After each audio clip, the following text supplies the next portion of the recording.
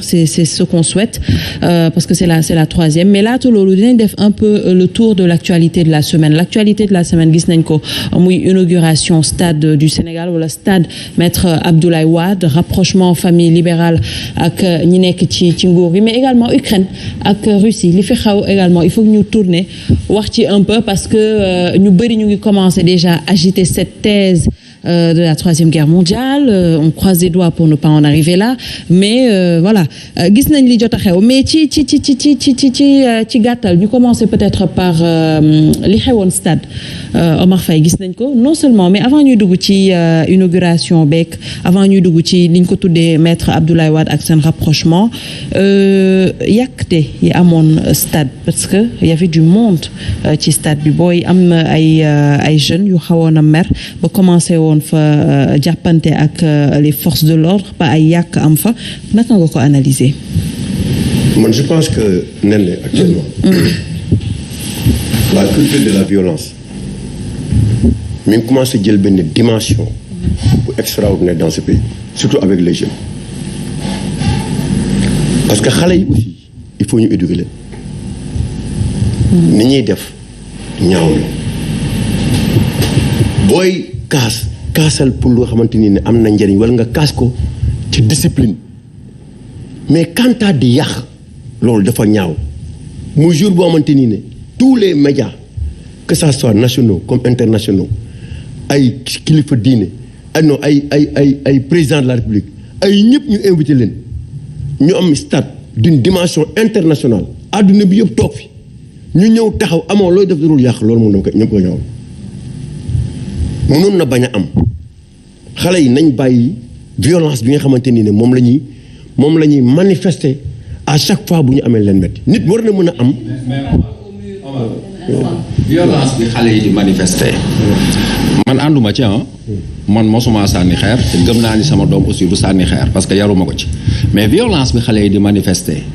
pour yow loolu effet la wala cause la. waaw mais. parce que aussi li yëngu li ko yëngale ko ëpp doole doom day. non xam naa bu baax li nga wax c'est-à-dire professeur xam nga ñun am nañ fu ñu jaar xale yi di kaas nii ëpp ñu woon fit mais am na loo xamante ni ruusoon nañ di ko def ci réew fu fit tollu rek eggoon nañ fa mais yow géer na la ne daan nañ kaas di affronter gars yi di xeex ba am gain de cause te violence bi daawul toll. mais dañ daan toj non. si génération non daawul egg à ce niveau. waaw mais parce que monde bi moo évolué aussi. daawul egg am na lu ñu daan bañ. am na lu ñu daan bañ te loolu nag il faut ñu tolluwaat foofu c'est-à-dire que man je pense que aujourd'hui nit ñi am na foo xamante ne ragal nañ fa xale yi ba bu ñu gisee dëgg dañ leen koy soo wax dañ leen ko ragal wax te xale yi il faut ñu leen di wax dëgg aussi il faut ñu xamal leen tamit di waxtaan ak ñoom parce que y a un désengagement. Que ça soit au niveau de la famille que ça soit ci au niveau de la rue ou partout tey boo gisee benn xale bu def dul yoon sax pour nga wax ko problème la parce que ragal nga wala ruus nga mu wax la si lu xamante ni ne bu ëllëgee. mais Omar est-ce que nekkuñu woon dos au mur suñu commencé peut-être di leen sànni ay lacrymogènes est-ce que du moyen de riposte boobu rek la ñu amoon instant bi ñu nekkee foofu. est-ce que foofu la commencé. est-ce que dañuy jékki-jékki ñëw rek gars yi seen leen. non mais je veux dire xam nga dafa commencé am ay soulèvement ñi commencé di wax di xuloo commencé sànnante ay xeer oui am na sànnante ay xeer mais ma ne est-ce que tey jii le fait que ñu leen di sànni ay lacrymogènes pour disperser la foule est-ce que du gën a tax peut-être foule bi gën a agité ba ñu yegg bay yàq ak yooyu. formation au niveau de la gendarmerie au niveau de la police parce que police aussi ak gendarmerie war nañ devant une foule. ak quel que soit alpha ñu war a am benn maîtrise même bu fekkee ne sax xale yi ñu ngi sànni xeer war nañ mën a xool nan la ñuy calmer parce que dina am parfois ay nit di def loo xamante ni ne du noonu wala di gars yi sànni xeer nga gis policier wala nga gis ay gendarme yu dem vers eux discuter ak ñoom expliquer ne non il faut pas faire telle chose. Mais quand même dañuy wax rek te yàlla tax nen à tous les niveaux et partout. xale yi même chez les enseignants sax gis il arrive parfois un élève benn enseignant wax ko dara wala benn professeur chaque jour professeur toog ngeen fi ba tàyyi di grève wala di manifester seen colère ci ay élèves yoo xamante ne da ngay jékki-jékki wax leen te ñu seen i élèves ñu leen di ñu am ay kàddu yu violent yoo xamante ñu ngi koy tenir vis-à-vis de leur professeur ou de la vie de leurs élèves mais yooyu nag quand même il faut nag mag ñi nag jël ci ay dispositions wax ak ñoom xamal ne àdduna du nii wala affaire yi du nii ak nii la mais xale yi léegi koo ci wax wala koo ci def rek da ngay manifester par inviolence. Alors est-ce que c'est le peuple sénégalais wala la jeunesse moom moo violente sëñ Saliou. xam nga Omar li mu wax léegi professeur daf ko interpeller est-ce que c'est la cause ou bien est-ce que c'est la conséquence xale yi li ñu doon def conséquence la de l'inconduite de nos autorités je viens lu tax ma wax loolu parce que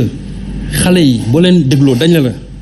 ñun dañu xëy suba tel stade bi toog fii ñu ne ñu duñu dugg ñu toog ba ci ngoon gi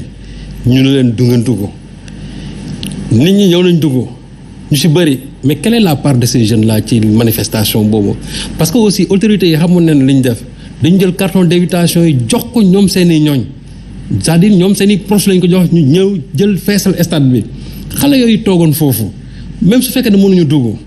te ñoom bu lii xew ci biir stade bi bëgguñu ko ratee mais doo wut ay écran géant créé lu mel ne ay genre fan zone nga tegal leen ko foofu je suis sûr et certain que bu ñu ko defoon defal leen ay écran géant xale yi parce que ñoom kumpa bi moo leen doon rey parce que imaginez xale yi xëy fa ba heure boobu di dégg stade bi yooxu yi di chanson yi et cetera loolu lépp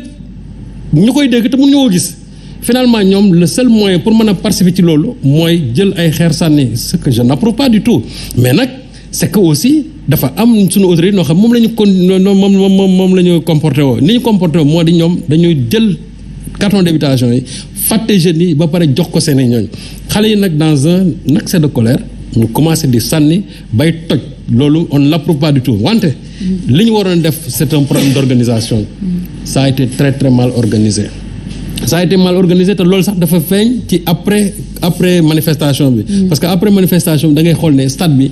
c'était plein de saleté te xam nga ñu ngi wax déjà infrastructure yu mel nii il faut toujours ñu koy entretenir oui justement gis nga lu mel noonu immédiatement nee na su amee rek c'est-à-dire nettoyage bi c'est immédiat bu nit ñi gën rek ñu koy nettoyer mais ba le lendemain mbuus yaa nga fa journaux yaa nga fa xottu orange yi lépp a nga fa. c'est que loolu tamit il faudrait que ñu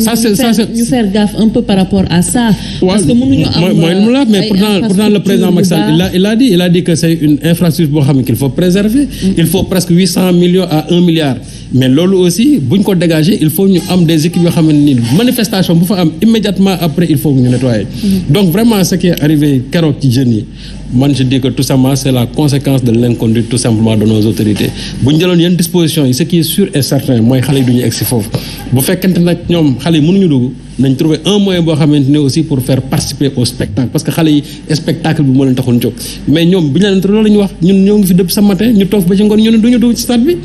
c'est une frustration peut-être que ñoom seen xel foofu mën a toll mag jëm mën na ko bañ a def mais xale bu tuuti parce que c'est des gosses de moins de 20 ans ñoom ñoo fa nekkoon donc ça aussi je crois qu'il faut entrer dans la psychologie des enfants pour nga mën ko comprendre. Cela ne veut pas dire que xale yi dañu daw il est vrai que on a aujourd'hui un problème d'éducation dans ce pays mais ce qui s'est passé vraiment à Diamniadio kooku moom c'est de la responsabilité de nos autorités. Chère autorité ou il faudrait revoir un peu l'éducation wala un peu ce qui se passe par rapport